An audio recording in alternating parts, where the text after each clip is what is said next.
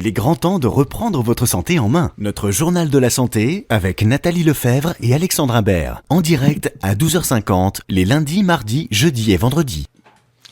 Bonjour à tous chers auditeurs, on est ravis de vous retrouver pour ce journal de la santé du jeudi 15 septembre. J'ai vu vos messages, je crois qu'on vous a manqué. J'étais en reportage à Londres en fait. Il y a un reportage vidéo qui arrive très prochainement. Elle est snob. Sur l'utilisation des fleurs de Bach. Snob je ne sais pas, mais le docteur Bach est anglais et il a développé les fleurs de Bach en Angleterre. Donc quand tu veux découvrir un peu son travail, tu es obligé d'aller à Londres. Ouais, cherche donc pas voilà, de justification. triste pour moi, j'étais à Londres. Si c'était agi d'aller voir un labo à Bourg-en-Bresse, t'aurais été sûrement beaucoup moins motivé. Ce serait mal me connaître. Alors voilà, mais vous avez entendu jardin. Alexandre et son cynisme que l'on adore, qui nous a manqué aussi.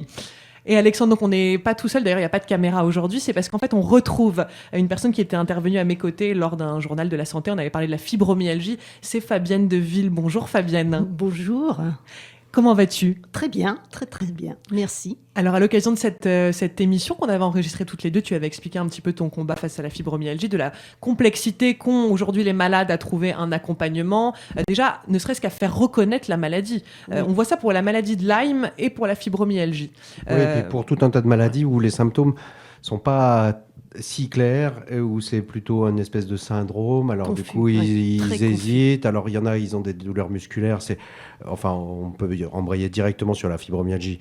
Il y a un certain nombre de points dans le dos qu'on appuie, et puis si on en a 8 sur 10, etc. Mais enfin, tout le monde n'a pas les points en question. C'est parfois d'autres symptômes. Donc du coup, le médecin qui connaît pas trop bien, et puis surtout pour lui, la fibromyalgie, en tout cas ceux qui sont un peu anciens, c'est un truc de bonne femme qui a un peu la tête, qui a un petit problème hormonal et que ça va pas trop dans sa tête. Donc on va lui donner des antidépresseurs et puis lui dire, enfin vous devriez quand même vous interroger, madame, sur votre vie, etc. Aller faire une petite psychothérapie, ça vous ferait pas de mal. Et donc la dame a mal et à la fin, elle est toujours pas soignée et elle continue à souffrir et tout le monde se fout de sa figure. Je note qu'il y a de plus en plus d'hommes qui ont la fibromyalgie. Oui, c'est bien possible. Oui. Et jeunes en plus. Oui. Oui, c'est bien possible, effectivement. Oui. Parce que, voilà. Nous, on a donné plusieurs explications, mais je ne veux pas t'empêcher de dire ce que tu vas dire.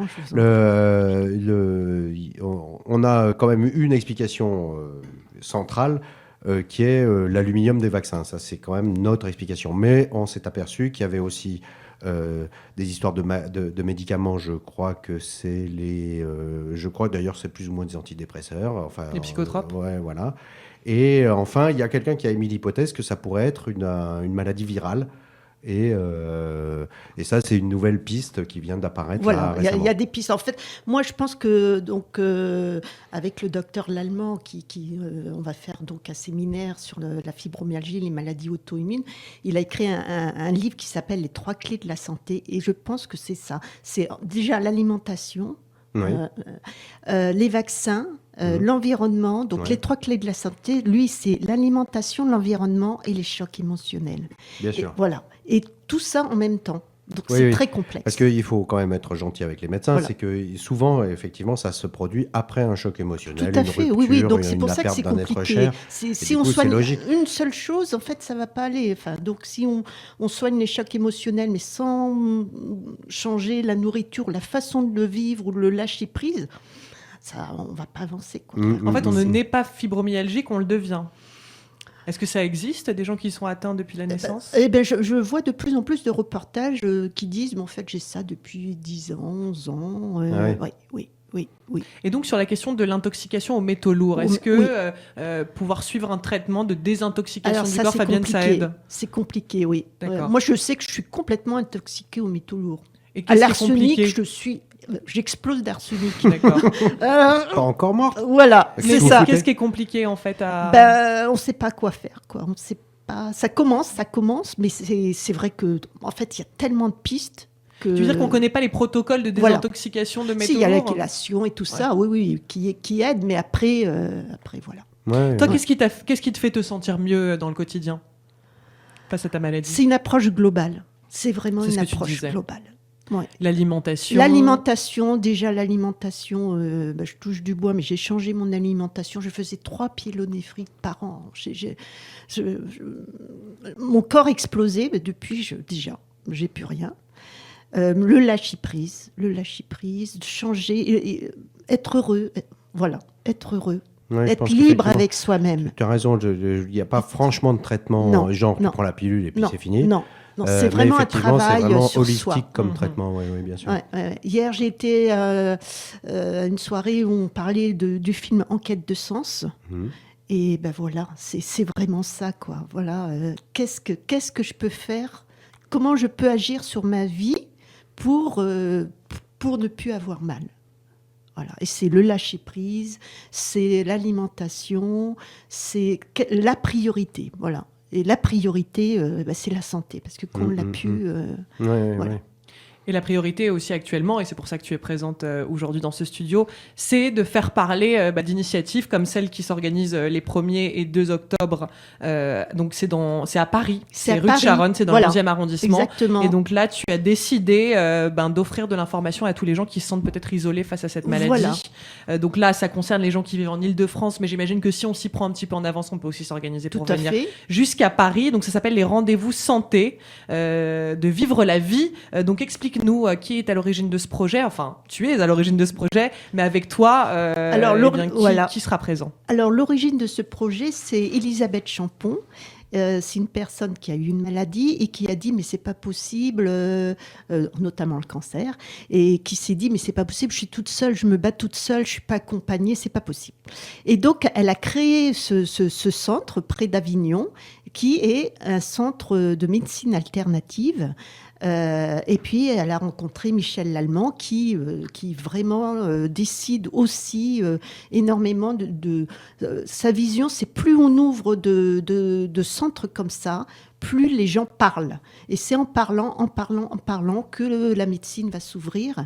Et ces centres de santé intégratifs, c'est un centre où les gens viennent, ils payent une petite adhésion, ils arrivent et on leur offre la possibilité de tester l'acupuncture, tester avec un psychologue, tester l'art-thérapie, la sophrologie, la cuisine, et ils testent, et après, on les prend, on peut avoir un programme sur plusieurs semaines, voilà, et on les prend en charge, sur 34 semaines, on les prend en charge pour qu'ils aillent mieux, voilà, pour qu'ils soient, en fait, pour qu'on les sorte un peu de l'hôpital, voilà, parce que quand ça soit le cancer, les maladies auto-immunes, en fait, on voit toujours les mêmes personnes.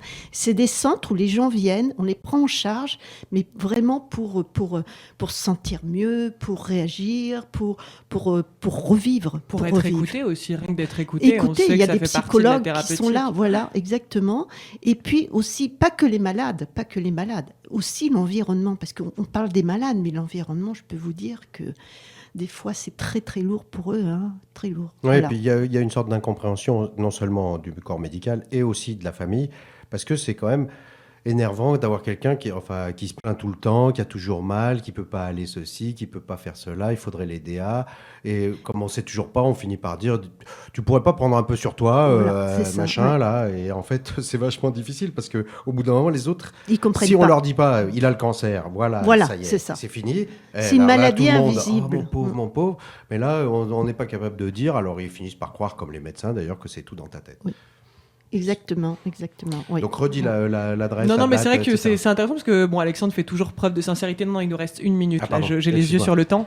Non, mais tu fais preuve de sincérité en soi parce que c'est vrai qu'on peut vivre aux côtés d'une personne qui est malade et pour beaucoup de gens ne pas vraiment comprendre ni reconnaître ce que la personne est en train de vivre. Oui, puis il y a des pathologies, la sclérose en plaques, des choses comme ça. Les gens, voilà, faut qu'ils soient entourés. Ouais. En fait, on est tout seul et on se bat tout seul. Essayons de créer des centres, de vivre la vie. Il y en a 4. Quand on souffre, on est très auto-centré. Voilà, voilà. Donc du coup, on parle beaucoup de son truc, et les autres sont forcément un peu énervés de cette...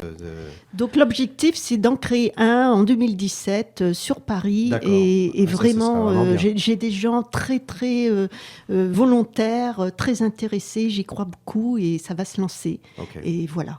Alors, on va faire quelque chose on se refuse de faire depuis le début du Journal de la Santé, c'est rajouter une petite minute quand même, parce que j'aimerais bien que, à la fois, Fabienne donne une adresse si les gens ont envie de te contacter à propos de ce projet de centre que tu cherches à ouvrir, donc que ce soit des personnes qui possèdent des lieux, ou bien des personnes qui souhaitent justement se rattacher, ou te faire leur retour sur ce projet-là. Exactement. Donc, on donnera juste ton adresse mail en fin d'émission.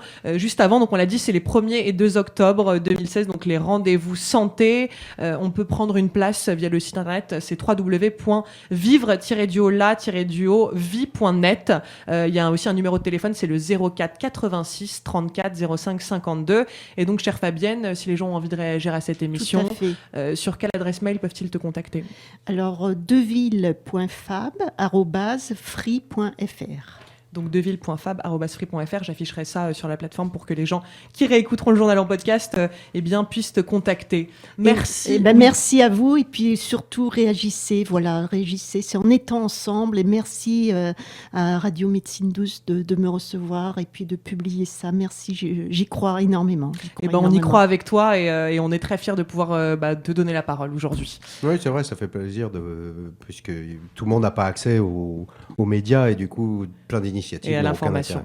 On vous embrasse, chers auditeurs. À demain. Au revoir.